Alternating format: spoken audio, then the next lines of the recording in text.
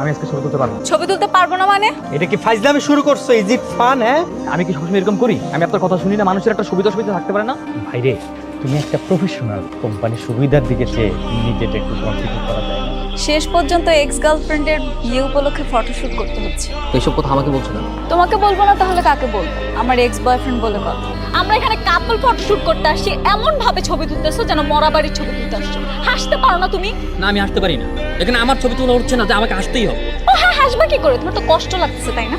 আমার কষ্ট লাগবে কেন? এক্স গার্লফ্রেন্ডের বিয়ে ঠিক হয়ে গেছে, সে আরেকজনের সাথে ছবি তুলতেছে, তোমার তো কষ্ট লাগবে। এতই যখন কষ্ট লাগতেছে তাহলে ব্রেকআপ কেন করছো? মাইমা প্লিজ এখান থেকে যাও, শান্তি মতো নাস্তাটা করতে দাও। হ্যাঁ করো, শান্তি মতো নাস্তাটা করো, এরপর মনোযোগ দিয়ে ছবি তুলবা। একটা ছবি যদি বাজে আসছে না, আমি তোমার নামে কমপ্লেন করব।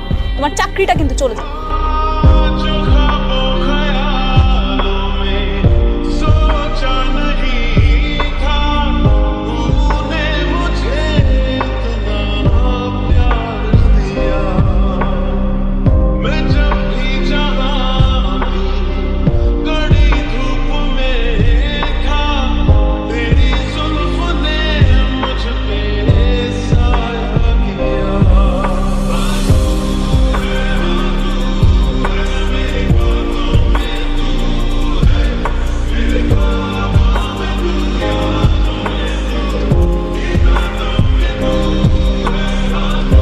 আমাদের বিয়ের সময় যখন গায়ে হলুদ হবে তখন কিন্তু আমরা অনেক মজা করবো। আমি হলুদ রঙের শাড়ি পরবো, সবাই আমাকে হলুদ মেখে দিবে, কত মজা হবে। ভাবতেই কেমন শান্তি লাগে। কিন্তু তুমি তো আমাকে দেখতে পারবে না। কেন কেন দেখতে পারবো না কেন? কারণ হলুদের দিন ছেলেরা ছেলেদের বাড়িতে থাকে আর মেয়েরা মেয়েদের। তুমি এখানে, সবাই তো নিচে অপেক্ষা করছে। তুমি আসছো কেন? হলুদ নিয়ে এসেছি। তুমি না বলেছিলে নিজের হাতে আমাকে হলুদ লাগিয়ে দিবে? লাগিয়ে দাও। মাহিমা কেন বারবার আসো? কেন বারবার এসে কাটাকে নুনের ছিঁড়ে দাও বলো তো? তুমি বোঝো না? বুঝতে পারো না? সারাটা দিন আমাকে কষ্ট দেওয়ার জন্য যা ইচ্ছা তাই করেছো। কষ্ট? তোমার আবার কিসের কষ্ট? তুমি নিজেই তো বলেছো আমাকে বিয়ে করবে, তাহলে আবার কষ্ট কি? না, আমার কোনো কষ্ট নেই, কিছু না, এমনি। কিছু না এমনি? সব দোষ কি আমার? ভাবতাম যাওয়ার হয়ে গেছে। তুমি প্লিজ চলে যাও। আজকে তোমার গায়ে হলুদ বিভাগে তোমাকে আর আমার থেকে ঝামেলা হয়ে যাবে। কোনো ঝামেলা হবে না। তোমার মনে নেই সেদিন তুমি কি বলেছিলে? এখন কেন পাগল বলছো? দেখো মাহিমা, এখনো সময় আছে। প্লিজ প্লিজ তোমার জীবনের সাথে আমাকে আর জড়িয়ে রেখো। এবার তো একটু স্বার্থপর হও, নিজের কথা ভাবো, নিজের পরিবারের কথা ভাবো। এখনো সময় আছে। আমাকে ছেড়ে নিজের জীবনটাকে সুন্দরভাবে বোঝো। তোমার জীবন থেকে আমাকে মুক্তি দিতে পারলে তুমি ভালো থাকবে। আমি তোমাকে কিভাবে ধরে রাখবো বলো? আমার কোন সামর্থ্য তোমাকে ধরে রাখবো? আমি না করি চাকরি, না করি ব্যবসা, না আমার কোনো ভালো থাকার জায়গা আছে। সারাদিন রাস্তায় ছবি তুলে কি খাবা তুমি? তোমাকে খাওয়াবো কি, পড়াবো কি? আমার ছবি খাবা? হো, আমার তোলা ছবি তো তোমার পছন্দ। আমি কি করবো বলো? বুঝতে পেরেছি, আমাদের সম্পর্কটা ইতি টানতে চাচ্ছ, আমাকে তোমার জীবন থেকে মুক্তি দিতে চাচ্ছ, তাই তো? হ্যাঁ। ঠিক আছে, ভালো থেকো তুমি। আমি তোমার জীবন থেকে দূরে সরে যাচ্ছি।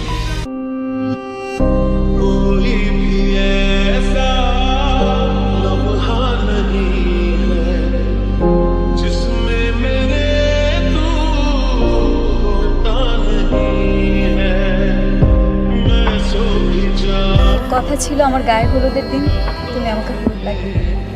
না, আমার স্বপ্ন পূরণ করো। আমি পারবো না। প্লিজ আমার স্বপ্ন পূরণ করো, তাড়াতাড়ি করো, নিচে সবাই ওয়েট করছে।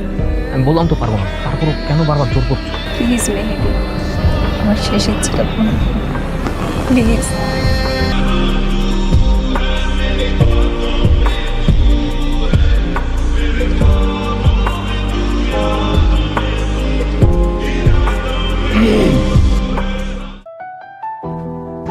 রাকিব, তুমি এখানে এত রাতে?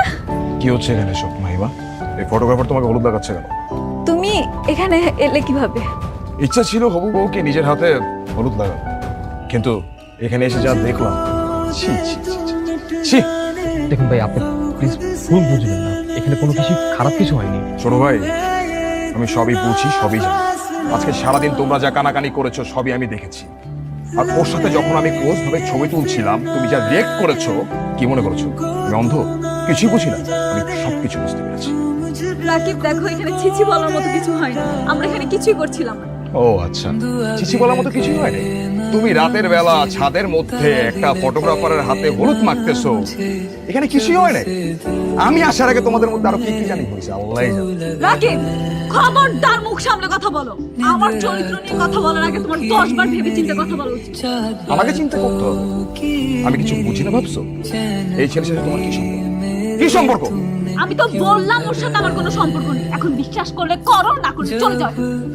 তোমার মতো মেয়েকে বিয়ে করে তুমি থাকো তোমার, আর তোমরা যা ক্যারিও ক্যারিও।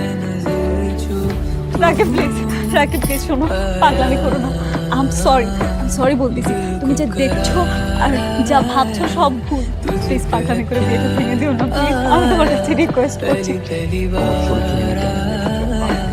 আপনি কিন্তু বাড়াবাড়ি করছেন। আপনাকে আমি ভদ্র আর শিক্ষিত ফ্যামিলির সন্তান ভেবেছিলাম। কিন্তু আপনার চিন্তা ভাবনা কতটা জঘন্য এটা ভাবতে পারিনি। মেহেদি, তুমি চুপ থাকো। বলতে দাও, ওকে সমস্যা কি? বলো বলো কি বলতে চাও, বলো বলো।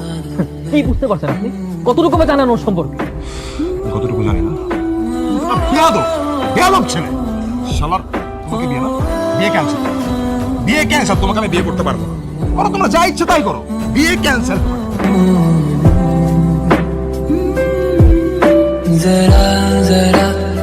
আজকে সন্ধ্যার আগে আমি কেন মরে গেলাম? তাহলে তো রাতের বেশ যদিটা হতো। তোর একটা ছেলের সাথে রিলেশন আছে, সেই কথা আগে বললেই পারতি। বিশ্বাস করো, আমার রিলেশন নেই। আমি ছেলেটাকে শুধু পছন্দ করি না। আমি ওর সাথে কোনো কথা বলি না বাবা। তাহলে কেন তুই আজকে তার সাথে ছাদে গেলি বলতো? কোনো মেয়ে যদি তার সাবেক বন্ধুর সাথে ছাদে যায়, যার ঘরে একদিন পরে বিয়ে, এটা কি বলে মানুষ বলে? বাবা, আমি তো বললাম আমার ভুল হয়ে গেছে। আমি তো আমার ভুলকে স্বীকার করছি, আমি বুঝতে পারলাম। এখন স্বীকার করে কি লাভ? বিয়েটা তো ভেঙেই গেল।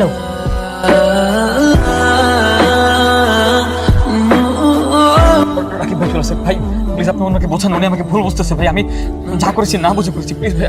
তোর কোনো ক্ষমা নেই। ঠিকই তো বলছে, তোর কোনো ক্ষমা নাই। তোর কারণে আমি মাহিমাকে ভুল বুঝছি। 2 টাকার ফটোগ্রাফার হয়ে তুই আমাদের মধ্যে ঝামেলা করিস, হ্যাঁ ঝামেলা করিস। মাহিমা আই এম সরি, আমি তোমাকে ভুল বুঝছি। আসলে তোমার কথা আমার শোনা উচিত ছিল। এই হারামজাদার জন্য আমি কোনো কিছু বুঝতে পারিনি। আমি প্রমিস করতেছি আমি বাসায় গিয়ে আজকে সবকিছু ঠিক করে ফেলবো। বা আমাকে বলবো আমাদের বিয়ের জন্য যা যা প্ল্যান ছিল, আমরা যা যা করতে চেয়েছিলাম সবকিছু করবো। চল। भीगे जमीन आसमान सूखा रहा एक मेरा ही घर। दुनिया है तेरी निगाहों में, बस तुझे नहीं रहा है नजर। जितना याद करता हूँ मैं उतना रोज কবুল বলেন মা। কবুল বল মা। মা কবুল বলো। আমার তো মনে হয় মেয়ে এই বিয়েতে রাজি না। রাজি না মানে? অবশ্যই রাজি। আমরা দুজন দুজনকে পছন্দ করি, এই জন্য তো বিয়ে করতে আসছি। কবুল বল মা। আমি এই বিয়েটা করতে পারবো না। পারবো না মানে কি? কোনো সমস্যা? আমি একজনকে ভালোবাসি। মহিমা, এটা কিন্তু তোর বিয়ে বাড়ি, ফাজলামো করার জায়গা না। ফাজলামো করছি না মা, সত্যিই বলছি। কারণ আমি একজনকে ভালোবাসি। আমি এই বিয়েটা করতে পারবো। চড়ায় না তোর একটা দাগ ফেলে দিব। এই থামো, কোনো বকাবকি চড়াচড়ি কিচ্ছু হবে না, এখানে কিচ্ছু হবে না। আমি আগে আমার মেয়ের সাথে কথা বলবো, তারপরে এই ব্যাপারে আমি সিদ্ধান্ত। বিয়ে সাহেব আমাকে ক্ষমা করবেন বিয়ে সাহেব। আসলে আমার মেয়ের গায়ে আমি কোনোদিন একটা আছর পর্যন্ত দিইনি, আর তার এই চোখের পানি দেখে আমি আগে ওর সাথে কথা বলে তারপরে বিয়ের ব্যাপারে সিদ্ধান্ত নিতে চাই বিয়ে সাহেব। আচ্ছা ঠিক আছে, যেটা ভালো মনে হয় করুন, কিন্তু শুভ বিবাহের কাজটা সম্পূর্ণ করা উচিত। ঠিক আছে ঠিক আছে। মা বল মা।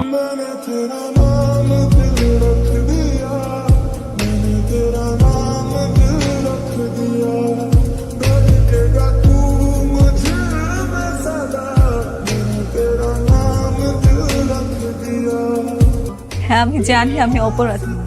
এখন তোমরা যা শাস্তি দিবে আমি মাথা পেতে নেব। কিন্তু সত্যি বলতে আমি মেহেদিকে অনেক ভালোবাসি। ওকে ছাড়া আমি বাঁচতে পারবো না। মানে কি? বিয়ে সাহেব আমি আবারও ক্ষমা চাচ্ছি আপনার কাছে। আমার মেয়ের চোখের পানি আমি সহ্য করতে পারবো না। এরপর আমার মেয়ের সাথে আপনার ছেলের বিয়ে দিতে পারবো না। আপনি আমাকে ক্ষমা করে দেন। কি বলছেন আপনি? সব আত্মীয় স্বজন চলে এসছে, এতক্ষণে তো বিয়েও হয়ে যেত, আর আপনি এখন বলছেন বিয়ে হবে না। এইভাবে আমাদেরকে অপমান না করলেও পারতেন। মা বাবা অনেক অপমান সহ্য করছে, এই বিয়ে করো। চল।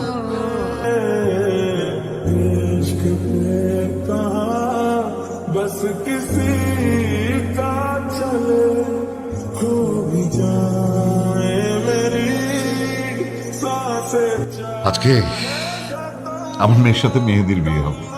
কাজী সাহেব আপনি ওই আগের পাত্রের বাবা মা এবং ঠিকানা কেটে নতুন পাত্রের নাম লিখে ফেলেন।